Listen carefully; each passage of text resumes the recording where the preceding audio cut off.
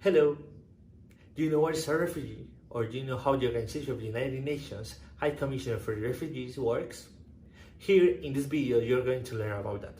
Enjoy it. The UNHCR was established in 1950 with the purpose of protecting the rights and welfare of refugees displaced by the Second World War. The organization gained global scope with the proliferation of new refugees crises in the following decades, and today it works hard to safeguard all refugees around the world. In 2019, the agency held more than 20 million out of 80 million refugees the world has knowledge of. The main goal of the UNHCR's activities is to ensure that everyone enjoys the right to apply for protection and that safe havens are guaranteed in other countries through voluntary homecoming, local assimilation, or the establishment of third countries. The current leader of the UNHCR is Italian politician Filippo Grandi. He's the 11th commissioner on the position, was elected by the UN General Assembly.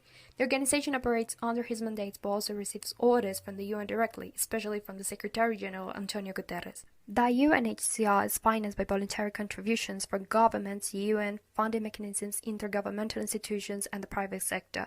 It also organizes multiple events throughout the year for charity. The organization has multiple projects such as World Refugee Day and Refugee, which help improve the living situation of refugees. As well, they work hand in hand with governments all around the world to create policies and laws to prevent, protect, and minimize the refugee crisis. Last decade, around 100 people were displaced because they were in a violent situation in their territories. UNHCR has produced results that transform the life of each refugee in terms of health, education, and food. The organization has managed to reduce the infant mortality rate. Vaccination programs for young people have been increasing. It should be noted that thanks to the joint effort with the Red Cross, the life of 9 out of 10 pregnant women have been saved. In rural areas, the organization has facilitated the access to clean water, food conditions, and medical treatments to assistance refugees.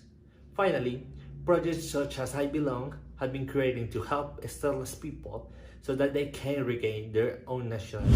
The main challenges of the UNHCR are the situations of violence and displacement that occur around the world.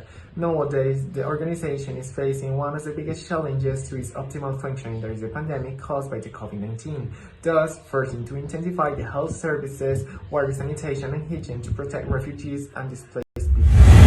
On the other hand, it has other challenges such as the migration crisis from Venezuela to Latin American countries, the insurgency of Boko Haram, an Islamist group that has displaced more than 2.4 million people in Nigeria, the massive flight of Syrians because of the war, among other emergencies.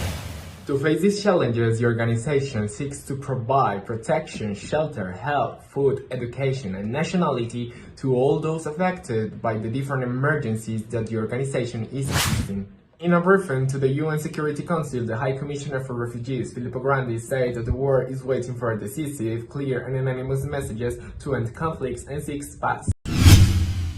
Grandi was speaking on the same day that a report by UNHCR found that a record 79.5 million people were displaced by conflict and persecution at the end of 2020, with fewer and fewer able to return home. The main difficulties of the UN Refugees Agency are the following.